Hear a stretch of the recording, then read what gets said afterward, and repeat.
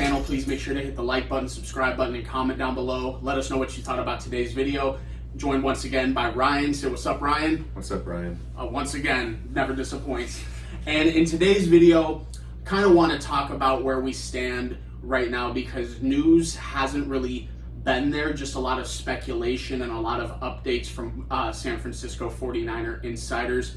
And that's where we stand on the future of Jimmy Garoppolo in San Francisco or possibly outside of San Francisco, and what the hell is going on with Trey Lance. Now, I don't know about you, but I have a lot of mixed feelings on this because I think as far as talent goes, I think we can look at the two guys and say, yeah, Trey Lance is probably more talented than Jimmy Garoppolo, probably has more upside than Jimmy Garoppolo, but Jimmy Garoppolo,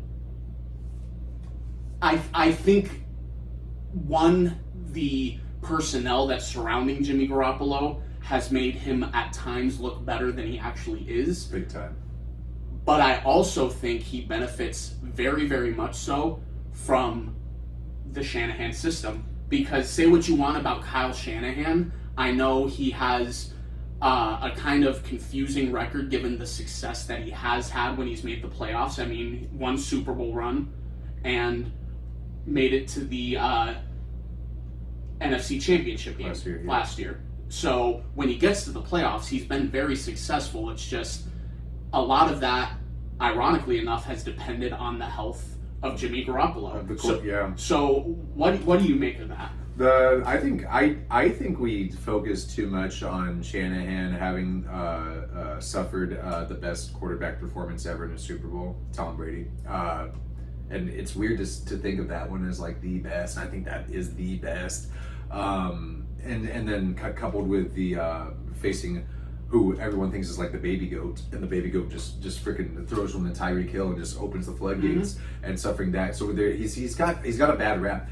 His teams always fit the eyeball test of like they play physical, they play sound, there's a running game involved, they get to the quarterback.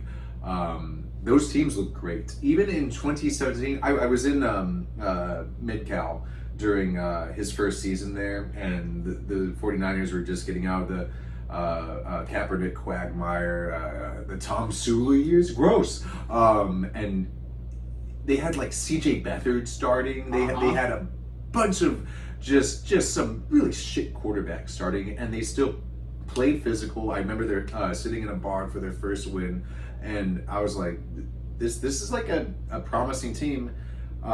Jimmy G tore up his knee the next year against the third game Chiefs. into the season. Yeah.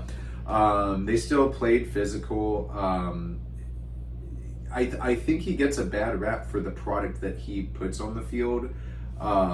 Probably more physical than even the Rams. And I think like that's the difference between he and Sean McVay. Like Sean McVay will tell you that like he likes the run game involvement and whatever, but Shanahan, obviously with his dad's roots, commits to the MFR. And it's very obvious based off of he can pull these undrafted free agents, these rookies, and put them on the field and get instant production out of all of them. I mean, this was an insane year based off of production he got from these running backs that I don't know about you, but I never would have thought these guys would have been successful in the NFL. But again, it depends on where you land and how you're utilized. And Shanahan utilizes these guys perfectly. It doesn't matter what run.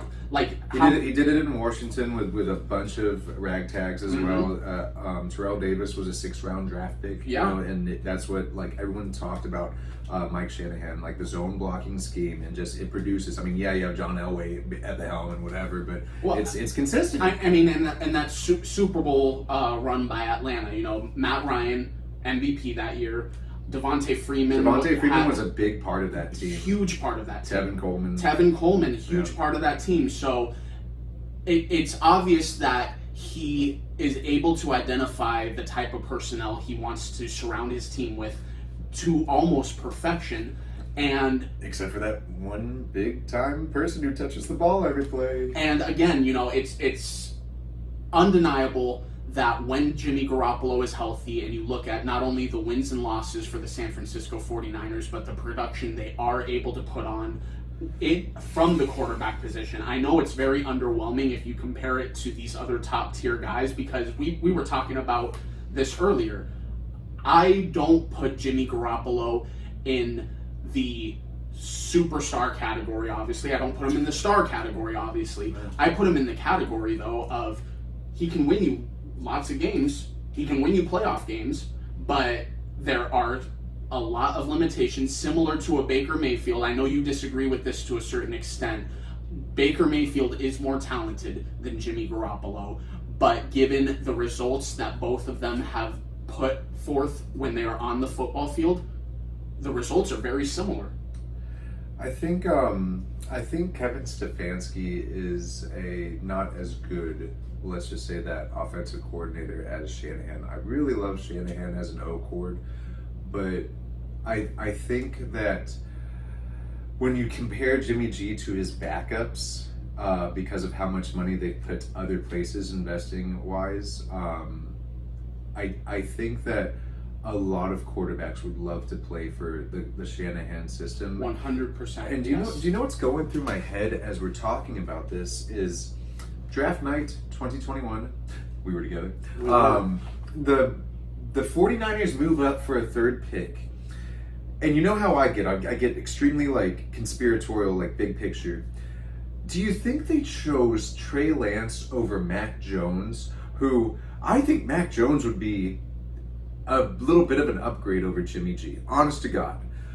Do you think they chose him because Mac Jones would be too ready and they'd have too much of a competition, whereas we can draft Trey Lance, everyone knows he's not ready, we can incubate him, it's kosher for the 2021 season, we want to be good every year as opposed to, you know what I mean?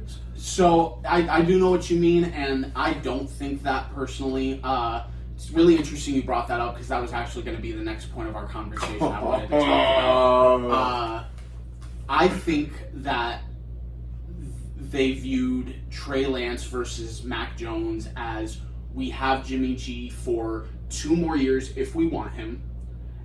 We believe. Then what are they going through this year? We believe that Trey Lance's upside is higher than Mac Jones. So if we have the luxury of a year or 2, if we need it, we can focus on developing him. But here's the thing that I don't like, and a lot of the national media that I've heard talking about this seems to agree, is that with all the draft capital that they gave up to move up, how are you going to be okay, justify it to not only your team and the front office, but your fans, that we gave up all this capital, put our potential future in potential jeopardy, and this kid, even though he's been sitting for a year, is still not ready?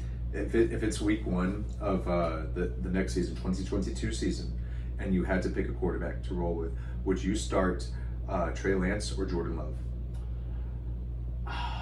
That's a bad answer. That's a bad answer. You know what I'm saying? That's not good. I think I would go with Trey Lance simply because I've seen I've seen more of Jordan Love, and I feel like I'm much more confident in saying what Jordan Love is versus that I still, honest to God, have no idea what Trey Lance is. It's looking. He did start some games last year, but he obviously wasn't ready, and it was starts in a pinch. It wasn't like we have all week to get you prepared. It was on a couple days' notice.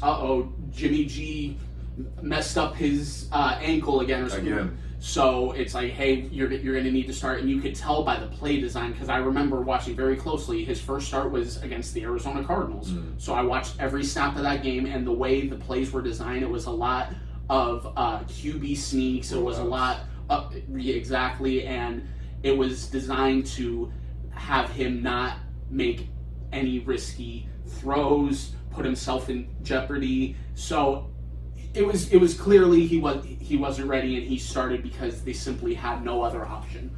But I want to ask you this. You asked me about Jordan Love and Trey Lance. Do you believe that, and even though we have a super small sample size of Trey Lance, and I still think there's a good possibility that he could turn out to be worth the number 3 pick, we can only go off of obviously what we know so far, which is not very much. Mm-hmm. But do you think it was a mistake for them to pick Trey Lance over Mac Jones? Big time for over Mac Jones. Yeah, with the capital that they had to give up, they would still have been in front of the Patriots, I believe. There were some ties to Mac Jones going to the San Fran. That was the pure rumor all draft week. It almost felt like they were like, oh, you guys think you know our... Yeah. It had like that kind of weird like reactionary vibe to it. It wasn't until draft day that I personally remember first reading rumors that they might pick Trey Lance. Up until draft day, all I kept reading was Mac Jones, Mac Jones, Mac Jones. So it caught me by complete surprise. I'm not really that big of a Mac Jones stan, but I think it would be really sexy to think of him in the 49ers offense. I think he could very well do like his best asset is between the ears. 100%. Yeah. Just like Burrow's asset is between the ears, but Burrow has like more. Burrow has everything you could possibly want, whereas there's clear and obvious, just like how I said with Baker. I think I would take Baker over Mac Jones. But it's much closer than I think a lot of people would think. And there's going to be some people watching this video that are like, oh, you take Baker over Mac Jones, you're crazy. I get it. I really do. But a lot of the good that we saw last year, let's be honest, like, one, you're with the greatest coach of all time. And two, Josh McDaniels, arguably the best offensive coordinator in football last year. And plus he gets to go in practice against the best D coordinators defense every day. And that's something like I wanted to say earlier about the Baker thing is like, he's one of those quarterbacks kind of like Herbie so far. Like as much as we love Justin Herbert, you still haven't proven that you can figure out the Belichick defense. That's big time to me of like, can you like face anything? Sure. And that's it's high expectations, but if you want to be considered one of the top tier in the league, you need to reach those high expectations, which is why I put guys like obviously Mahomes, Josh Allen, Joe Burrow in that category because they've shown they can pass any test that they're given. So I get what you're saying. I think in retrospect, especially with how much like don't you think after we've had some time to breathe from the 2022 NFL draft, and even as it played out, you had that sense of like we were really trying to oversell these quarterbacks. Like what were we thinking with the whole pre-up and all that stuff? Like there's a better chance of Malik Willis and Trey Lance becoming like a Josh Johnson kind of character than an actual like NFL starting quarterback. It looks like so far. Like we've already written off the Jordan Love situation. That's just gone. Yeah. But it looks like from what you hear and how like much of like a quagmire the 49ers situation is kind of like almost akin for different reasons as the Brown situation is. They flubbed it. And it looks like the kid ain't ready after a whole fucking season of like sitting and learning. Not even like baptism by fire. Like Jimmy G came in throughout the year. Right, and this is a complete different situation. Like, obviously, we talked about the Jordan Love versus Trey Lance thing. Completely different situation because it's not like Aaron Rodgers is in even the same universe as Jimmy Garoppolo. He's leaps and bounds way ahead of him. So, for you to continue sitting Jordan Love, it's obvious why you have your starting quarterback has just won his second consecutive MVP, whereas the best quarterback ever to win one Super Bowl. And then the Mahomes and Alex Smith situation. Alex Smith did his job, gave Patrick. I was trying to find an analogy before we started recording. The 49ers situation is like a reverse of like the classic, like you have the incumbents and you're just frothing at the mouth for the. It's almost feels like Trey Lance could very well start week one, and at some point in the season, people are gonna be like, "Why are we not?" Like the Nick Foles kind of paradigm, like we put the veteran in, and that would not be a good situation from an organization standpoint. And I feel that right now we don't have any leads, we don't have any significant rumors as far as where Jimmy G could potentially play next year. But I personally, every time I think about it, there's more to the Baker rumors as of right now than Jimmy G rumors as far as who's going to be traded first. But I feel, let me know what you think about this. I feel if Jimmy G is going to be traded and they do indeed feel like it's in their best interest to go with Trey Lance, it's going to be a training camp preseason deal, kind of like what the year Sam Bradford was traded from the Eagles to the Vikings. Someone with not necessarily championship hopes, but hoping to make a playoff run, loses their quarterback, and they have such high expectations that they can't afford to go with a backup. They need to get someone who's been there, done that with playoffs, plenty of starting experience. What do you think about that? Who is the Washington quarterback going into the year? Carson Wentz. Don't laugh at Carson Wentz. Don't laugh at Carson Wentz. What I think we kind of alluded to how desperate the Panthers are, and their desperation is for, and this is telling you that we're hearing more solid Baker rumors as opposed to Jimmy G. And I think that's telling us that, like, in the minds of NFL executives, are like, we like the kid more than Jimmy Absolutely. G.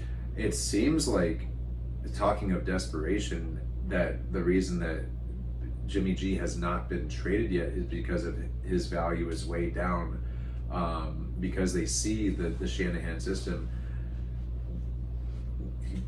What if he ends up with Seattle? That would be such a Pete Carroll move of, like, we'll win with him. It definitely would. I personally don't see that, just because I don't think, especially this day and age, not only do teams try not to trade within the same division, but they try not to trade within the same conference. Right. Like the whole Devontae Adams. But that's for, like, a Devontae Adams kind of player. No, sure, but when you're trading a guy to a division rival, can tell you all the secrets of, you know what I mean? Right. And that's probably a little far-fetched on my part to say that, thinking that Jimmy G could be such an impact. But No, not that way. That's a good point. That's a good point. So I still think, and let me know what you think about this before we end things, but I still think it's entirely possible that not only Jimmy G stays in San Francisco, but is it possible that Jimmy G stays in San Francisco, but Trey Lance is the starter? I personally don't think that's likely, but I can't say that's not possible. It's less egg on their face than the Browns conundrum, and I think Jimmy G is kind of aloof in the way that we likened, like, a Jay Cutler, like, whatever,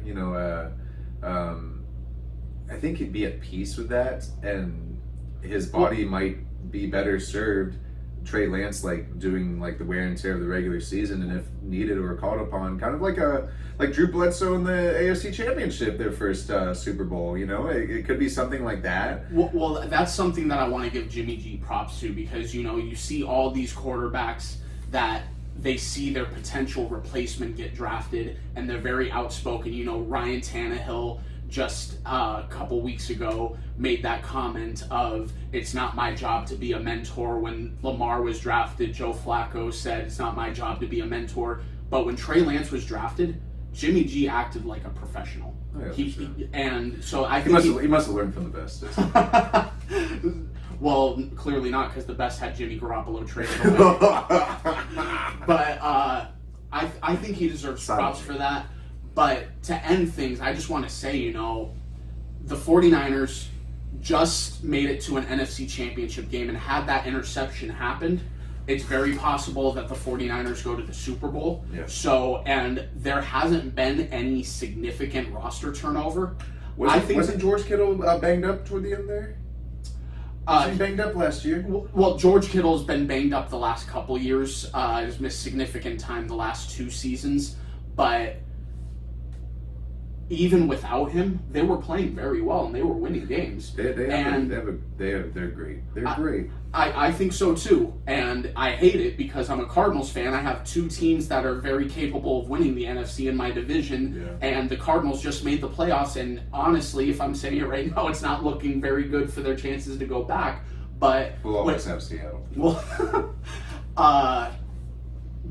the 49ers, they have a team that's capable of potentially winning the NFC, and when you have that, you can't make a stupid-ass decision of playing a guy that you truly don't believe 100% is ready to play. You have to go with the guy you think is going to give you the best chance to win games, and I think there's a strong chance that that's Jimmy Garoppolo. It sounds like it, big time. And they have a chance not to double down on their bad decision or burn any bridges. It might also be paused from just lack of trade availability from other teams involved. There's a good chance. I think so. Yeah. But in the meantime, guys, let us know what you think. Do you think Jimmy's staying in San Francisco, or do you think he's going somewhere else? If so, where? Appreciate you guys watching. Please don't forget to hit the like button, subscribe button, and comment down below. Let us know what you thought about today's video, and we'll talk to you guys later. Thanks, guys.